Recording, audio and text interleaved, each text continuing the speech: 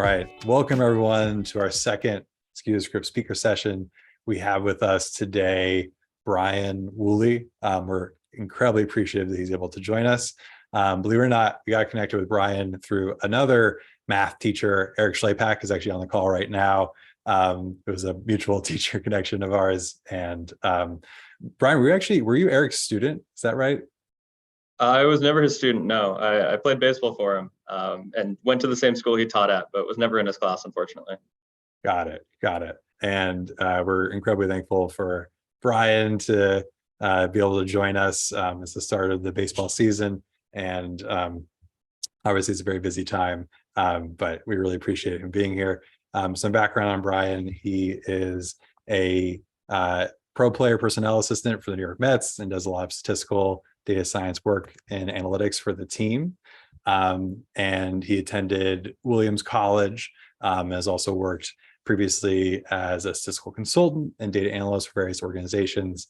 And I believe you've been with the Mets since 2021. Is that right? Correct. Amazing.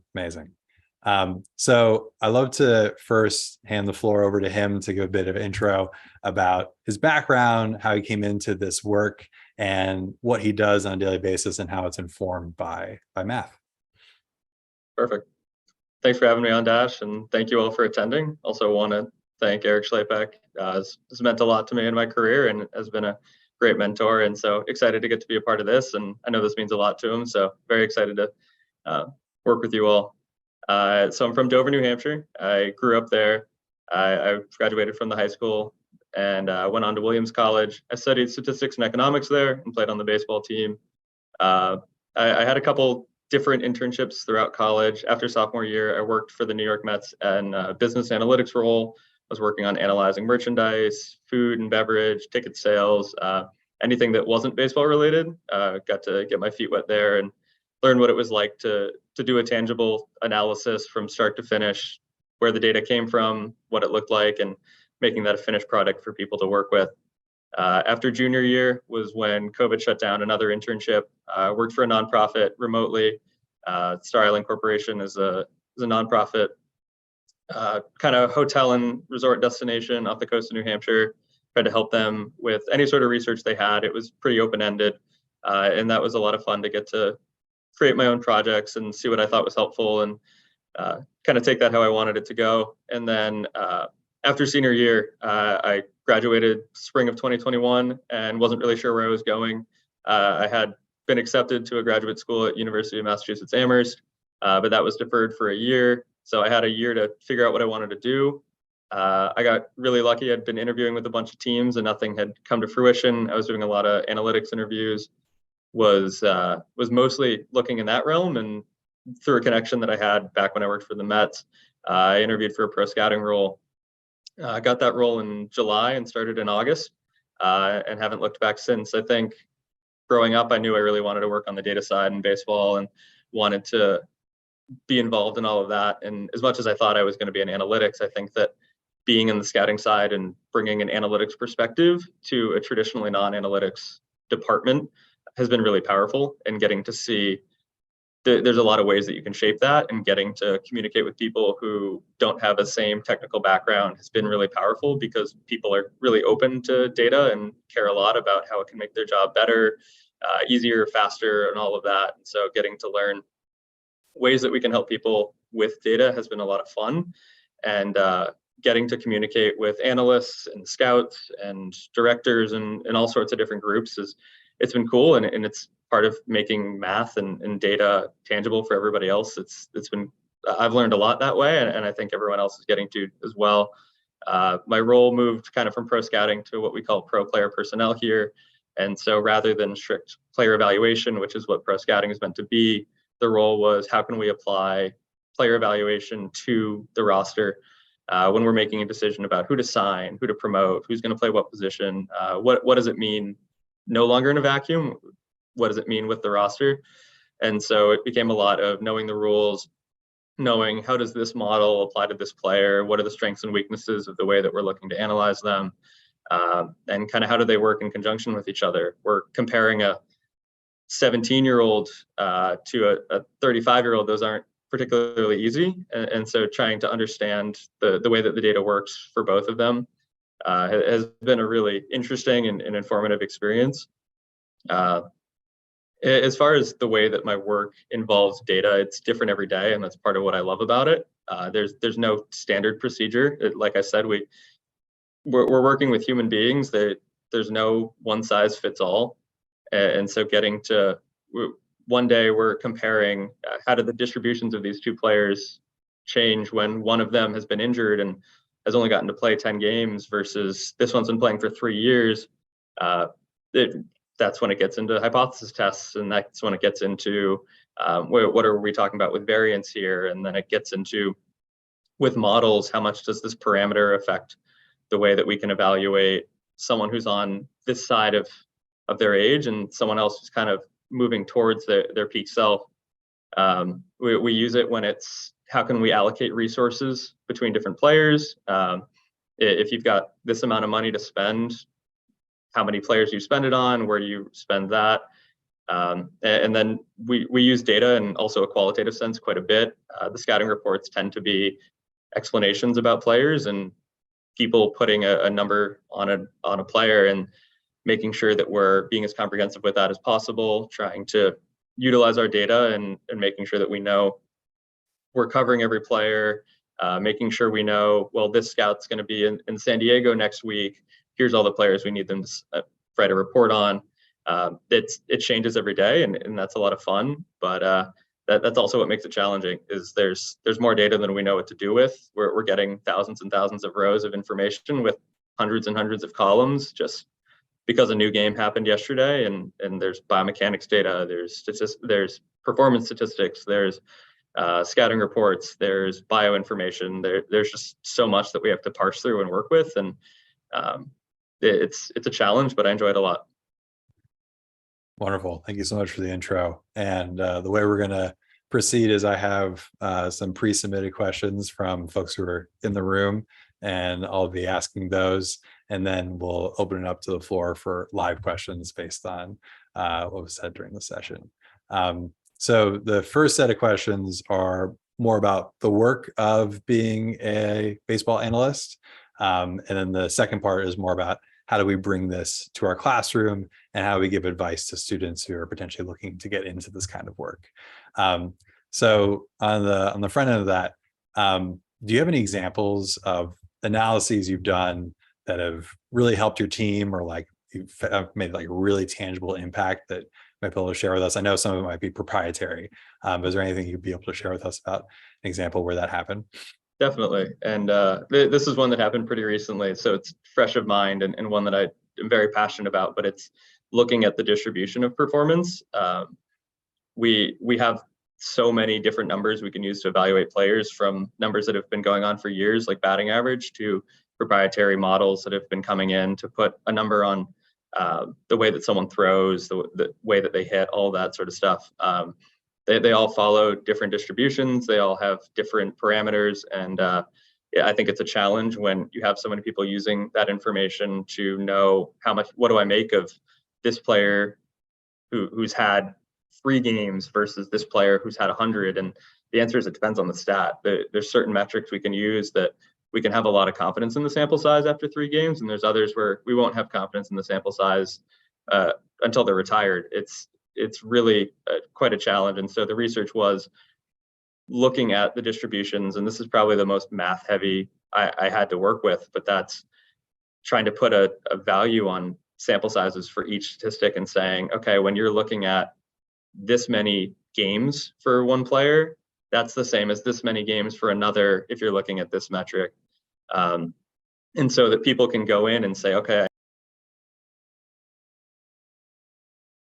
my team data backgrounds but aren't technically in the analytics group. So if you include people that are doing coding, that are doing work with data, it's probably upwards of 60 to 80 that know and are working with that kind of stuff. And then everyone's trying to process it and communicate it. And but the people doing the coding, it's a pretty big group. And maybe we start jumping a little bit more into the informing what we're doing in school side of things.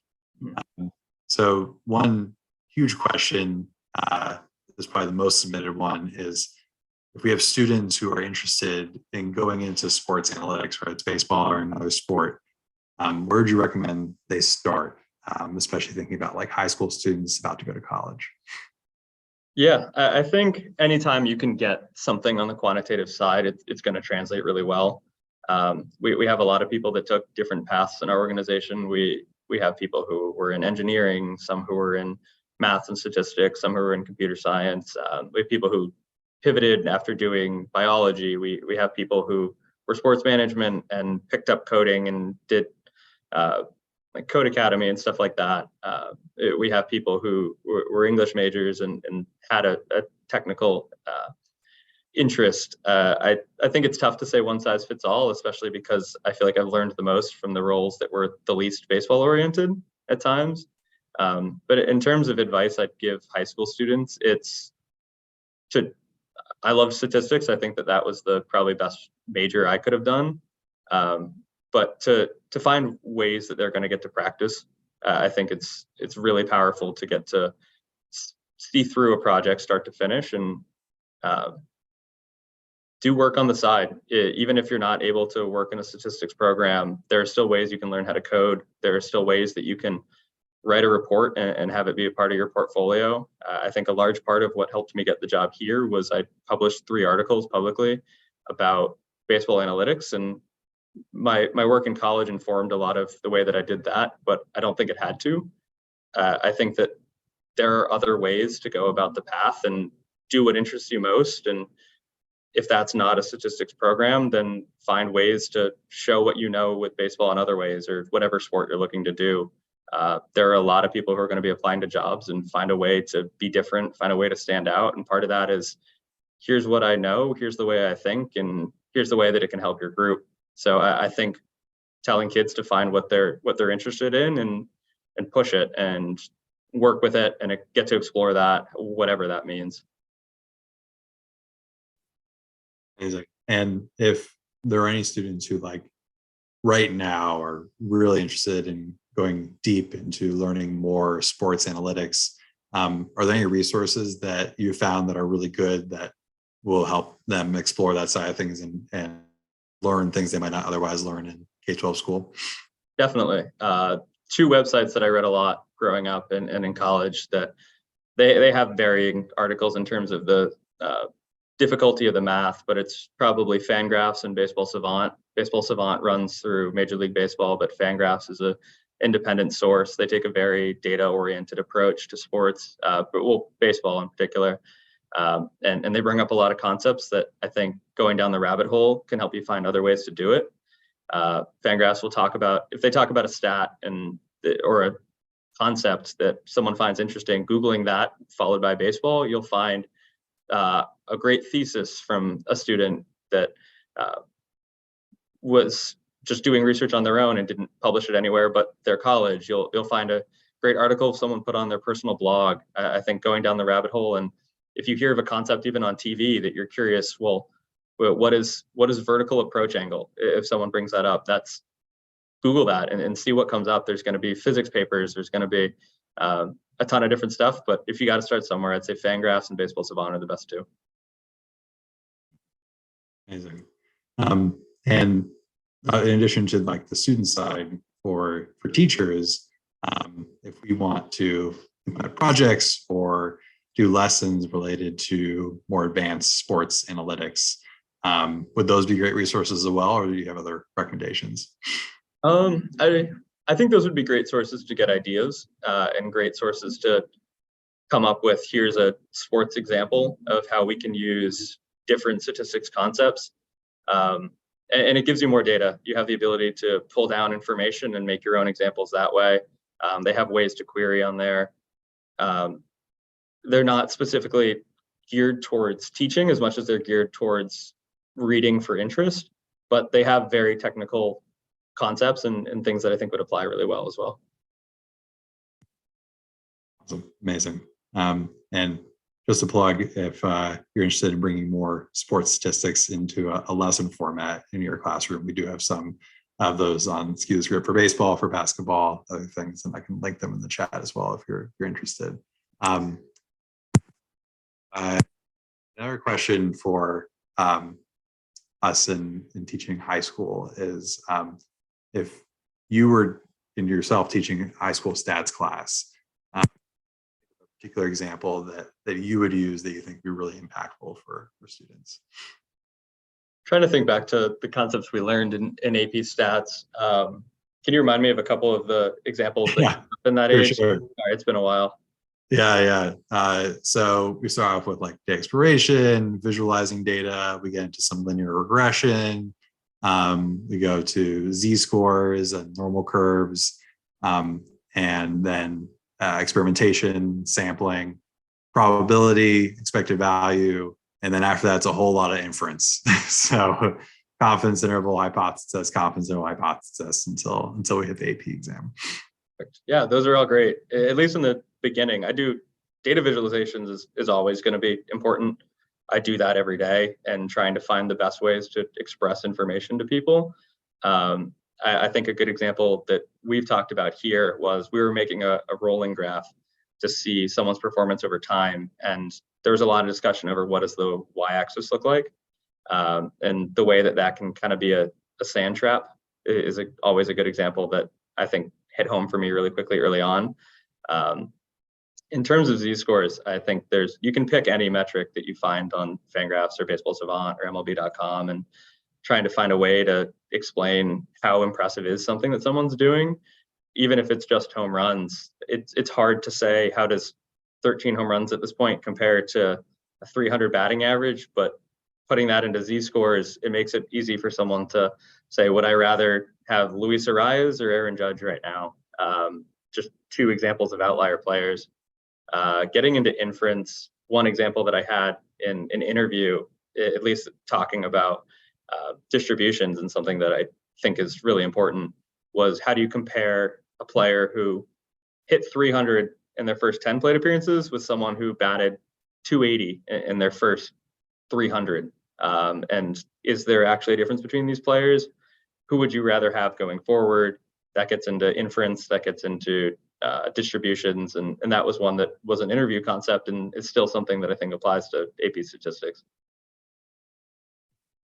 Sure. And I don't want to give you a pop quiz, but one example we have in our curriculum that's a bit related is the curse of the home run derby. Are you familiar with this? Yeah.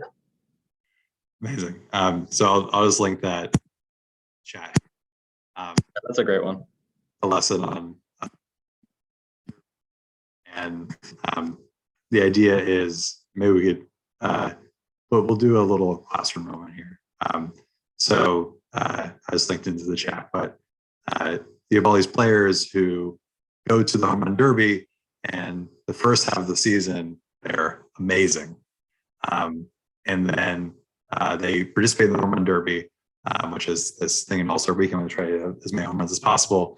And then often the second half of the season, their stats tend to fall, and they tend to have worse batting averages, worse slugging percentage. And they call it the curse of the home run derby. If you're a participant in the home run derby, it's somehow affecting how you do in the second half of the season.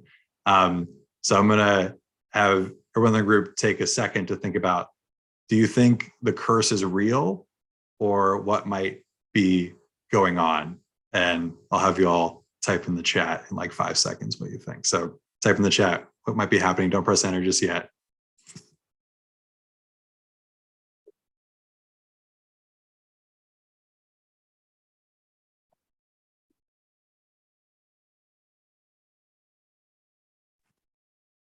All right, you can press enter. Nice. Yeah. Regression to the mean.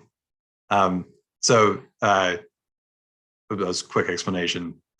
If you're doing unusually well in the first half of the season, it means that probably you're a good player, but also you've probably gotten a little bit lucky. And so in the second half of the season, there's not a huge chance that you'll be just as lucky. And so the fact that you participate in the home run derby is less a signal of something happening to your body and more a signal of you got lucky in the first half of the season, your luck might be running out.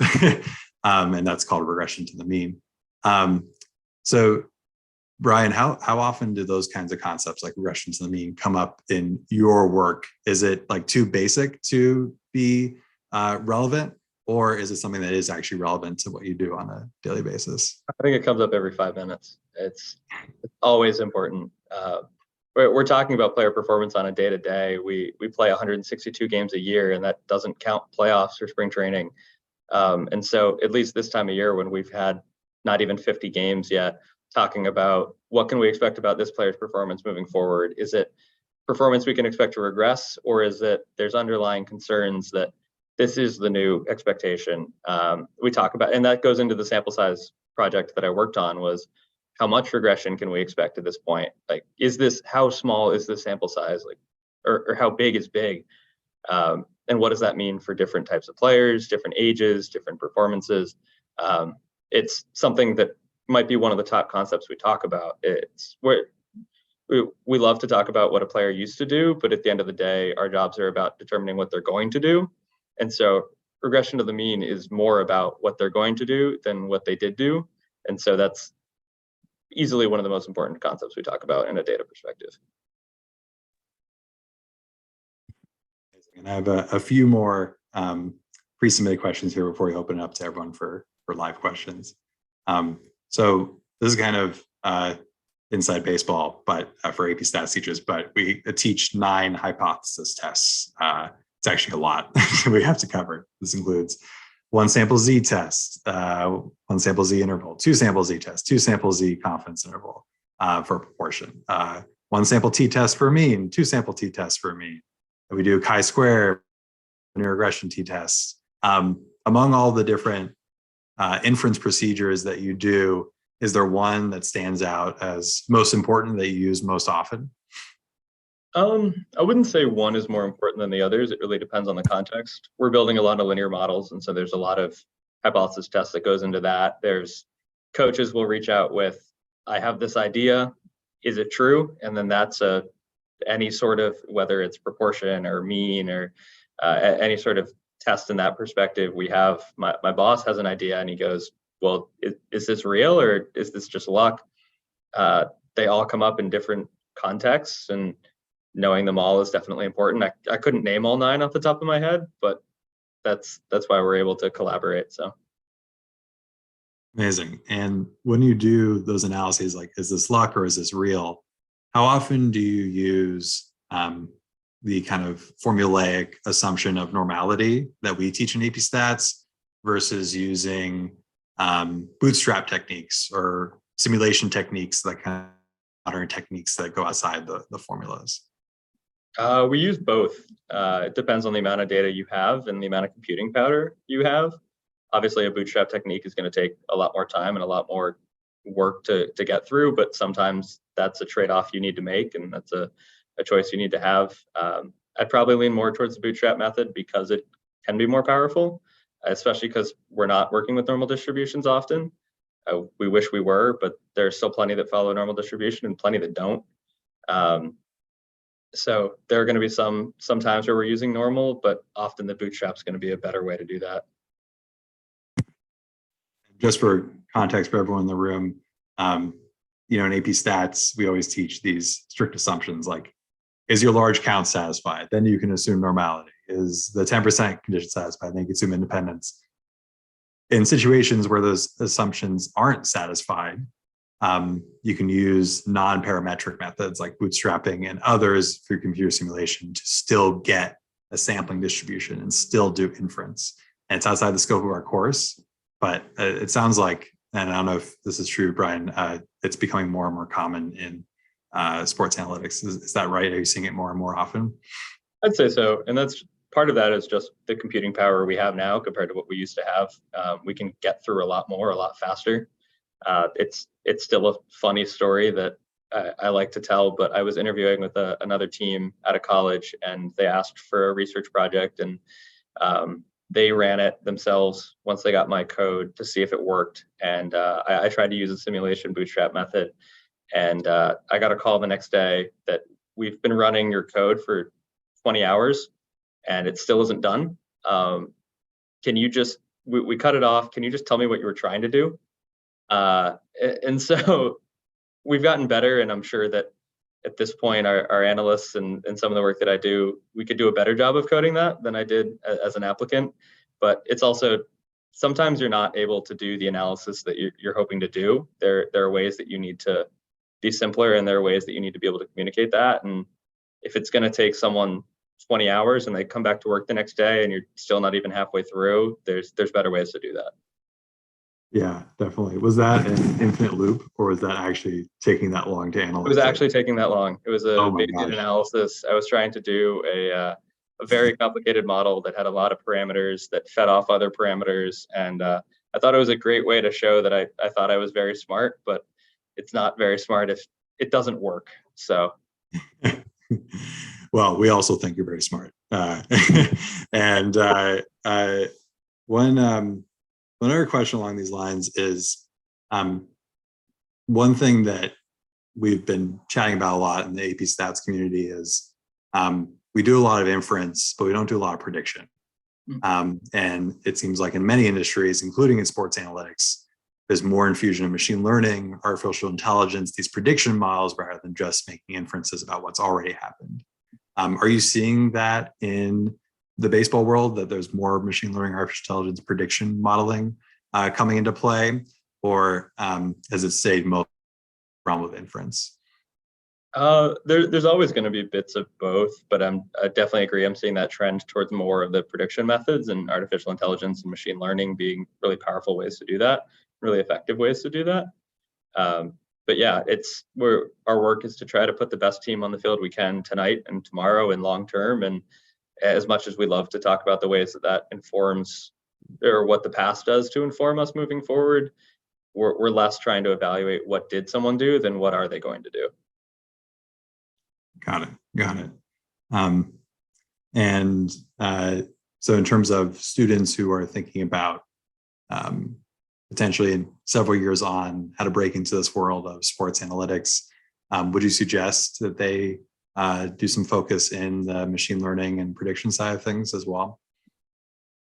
Yes and no. I think that just diving into that and not understanding the underlying what's going on is something that's not going to be very helpful.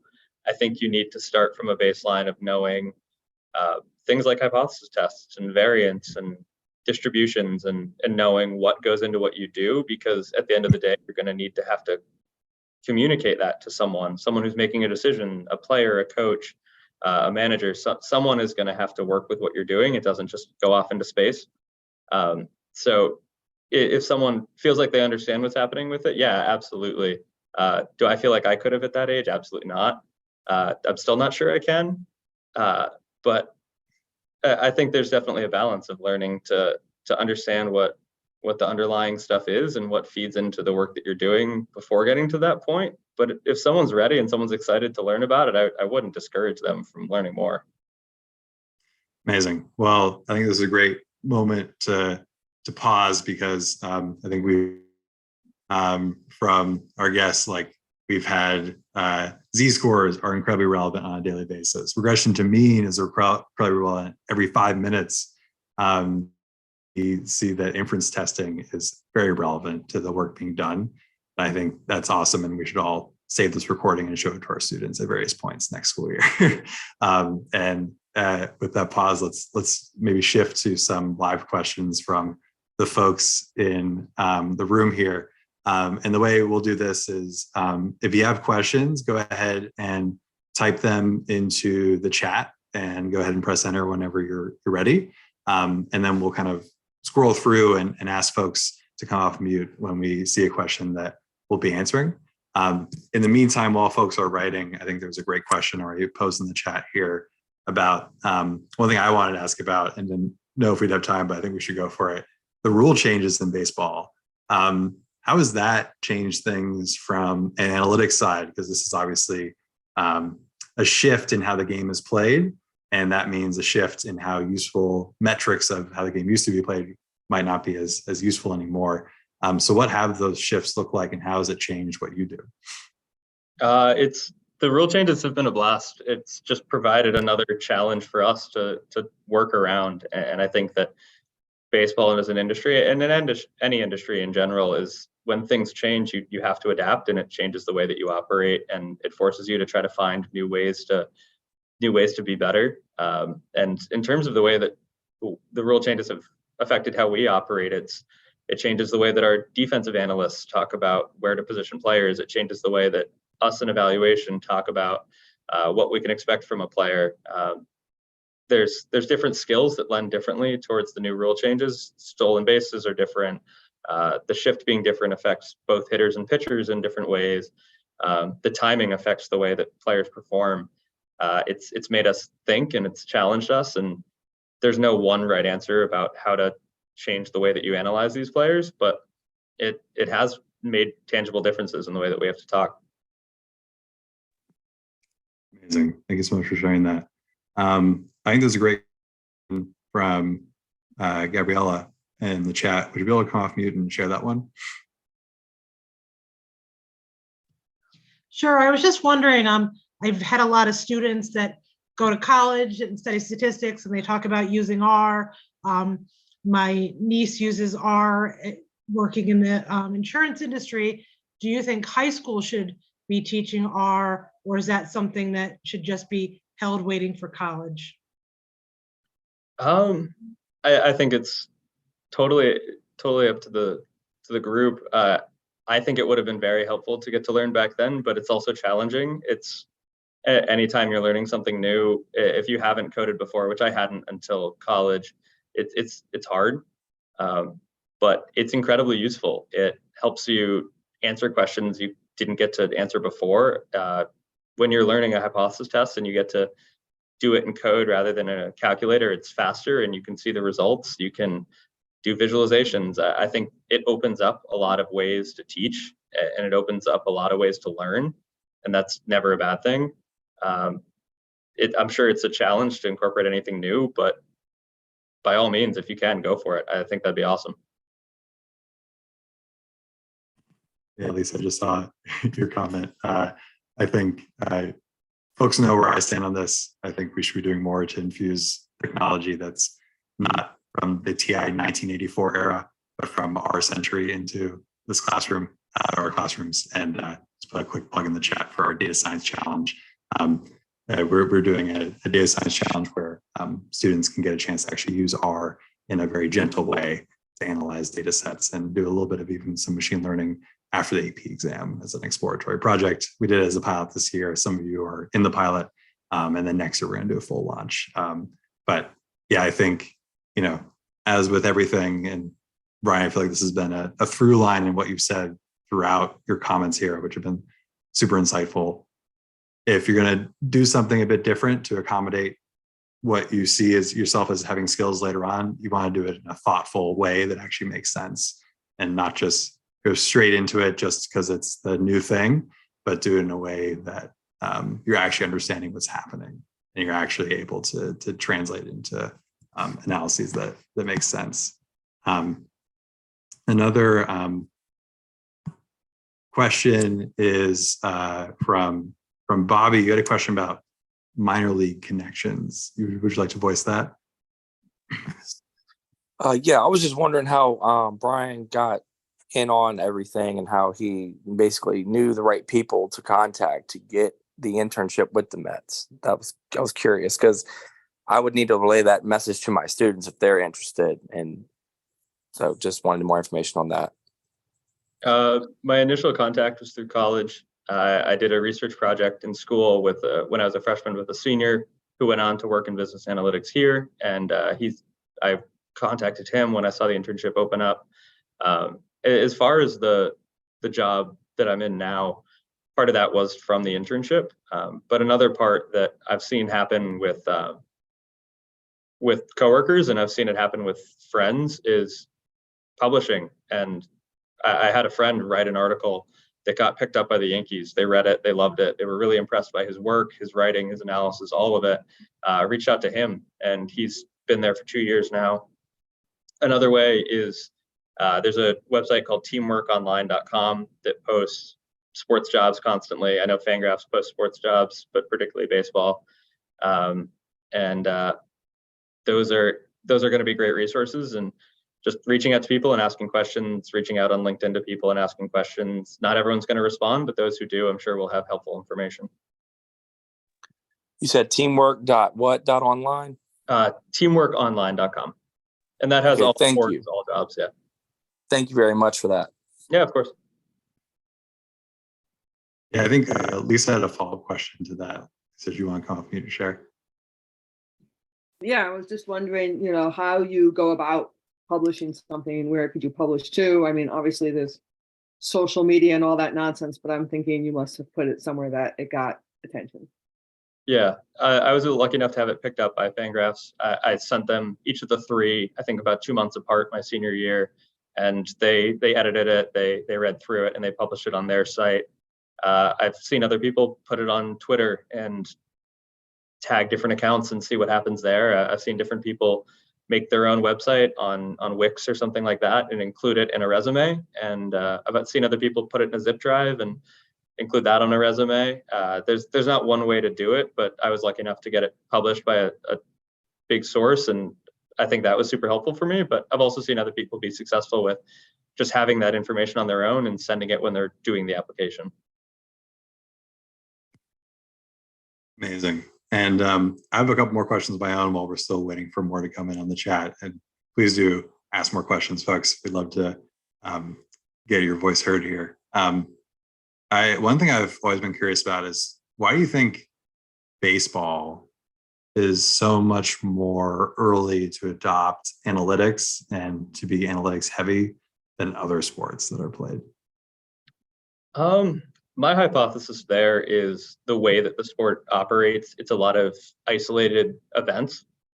You know the way that within one pitch, it's the pitcher, the hitter, fielders, base runners, and that's it.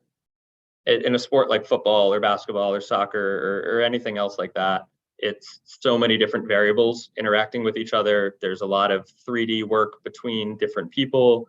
It's really hard to isolate what does the point guard do versus the center and who gets credit for that. In baseball, it's really easy. Each pitch is different. I think that's part of why golf was really quick to adopt analytics. Is each stroke is a very isolated incident, and you can learn things from the previous one, but it's really easy to evaluate one isolated incident. And it kind of rolled from there. It's a snowball effect of once people started using analytics in baseball, more technology came into the game, and then that makes it even easier to analyze, and then more people came in, and that's even easier, and it just continues to snowball that way. Amazing. And it looks like Matt had a question along more the lines of breaking into the field. You want to come off mute and ask that question, Matt? Yeah, absolutely. So I'm kind of in an interesting position. I'm a graduate student at Appalachian State University, and I actually want to get into sports analytics, but I also teach a class at Appalachian State. And so I was wondering if you recommend sending in a CV or a resume, because CVs can be a bit more detailed as far as what you do in classes as well as projects. I guess the CV probably, but it's also tough to find ways to stand out. I would lean more towards the CV, but both are going to be helpful. We get resumes all the time, and that's still a really effective way to do it. But the biggest challenge is there are so many applications these days, and because of the wealth of information out there, so many people know about the jobs when they're posted, and that's a great thing. We want more applicants. We want a bigger pool, but it also makes it really hard to stand out. And so the best ways that you can do that are going to be really effective. Okay, thank you. And I was wondering. Oh, can I jump in? Sorry. Oh, go for it. I was wondering if you could speak a little bit to some of the defensive stats that baseball uses. So I'm like pretty familiar. I'm like a very basic baseball fan. I know only a bit about the offensive stats used, RBIs, batting average, like all that kind of stuff. What kind of defensive stats do you use? And like not just for pitchers, but for other players as well. There's a bunch of different ones. The most common one publicly, and a lot of teams have variations on this, is called outs above average. It's effectively what's the probability that this is an out, and then did you get the out or did you not? You get credit based off of the probability of that. The progression of defensive stats has been really interesting. I was reading research on it that I think, I don't know how many years ago, it used to basically just be basically a thumbs up or a thumbs down. Was it a good play or was it a bad play? And then add up the good plays and subtract the bad plays. And we've come a long way since then. but looking at how fast was it hit, where was it hit, and how far from it were you, and trying to do our best to put a number on that. It's really challenging. That's probably among the tougher things to quantify in the sport, but we're coming a long way.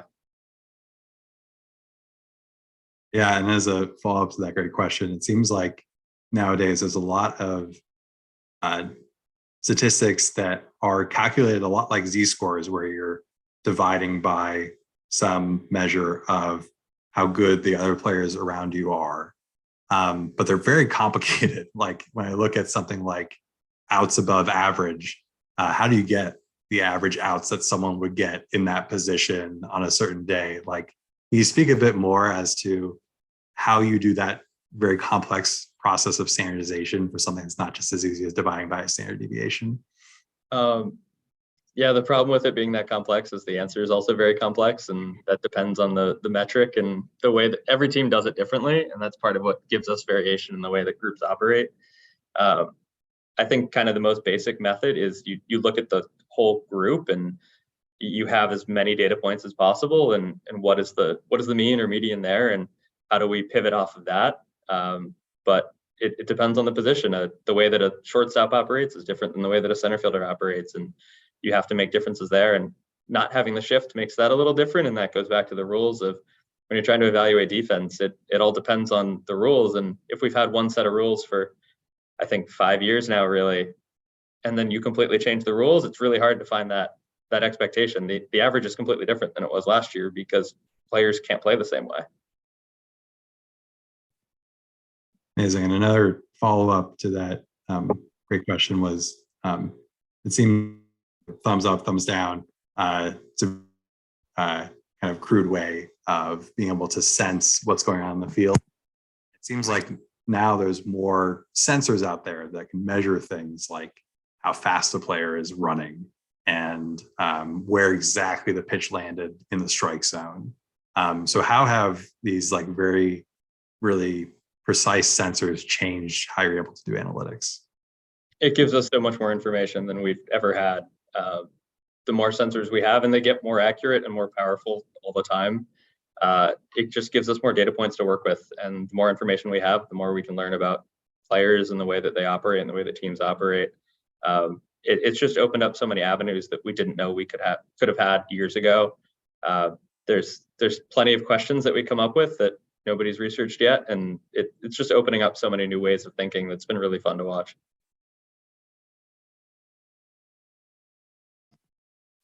And we're about to start wrapping up here. And Eric, I don't want to put you on the spot, but as I mentioned at the top, Eric Schlapak is an amazing math teacher at Dover High School in New Hampshire. We got connected summer at a training. And I'd love to ask you, Eric, how great of a baseball player was Bryan when you had him on your high school team? Well, when you were signed off, I had Bryan relate a couple of good war stories of winning state legion championships at Manchester. He was a good left-handed pitcher, excellent. Pitched at Williams and, had some, records there. And so definitely a good pitcher. And if I was going to pivot a little bit and kind of build on knowing Bryan from a young age, I can't stress enough the idea of Bryan knew what he wanted and really separated himself from everybody. And that even means going into Williams too, of really working hard and getting things published in Fangraphs. I don't know, Bryan, I mean, there were probably articles you wrote that didn't get published too, maybe in other places as well, to just keep on working and not just be passive. You really have to be so active and make yourself unique. Yeah, just to respond to that, I mean, Eric's too kind. At any success I had, we can put a lot of credit to the second baseman playing behind me with the same last name as him. And in terms of the path I had from a young age, I was very determined in what I wanted to do. And I always said I wanted to work in baseball, and I'm lucky enough to get to be in the group who does that. But I had educators like Eric, and he wasn't in my class, but was a big mentor on the academic side. I had a lot of teachers like you guys who spend the extra time at 8 o'clock at night trying to learn to be better teachers and facilitating that for students. It meant a lot. I've had a lot of teachers who facilitated, yeah, I know you want to work in baseball, so let's make that happen. And it's been really powerful. And I think it's a really special thing to get to have people around you who listen and know that this is what you want to do, and let's help you get there. And so really appreciate you all taking the time today too. What a beautiful note to end on. And we would like to thank you, Bryan, for your time today. Thank you so much for being here. Start of the season, late at night on the East Coast where you're at. We really appreciate you sharing your knowledge with us. So a big round of applause for Bryan for being here. And thank you everyone for also making time in your evening to be here and join us.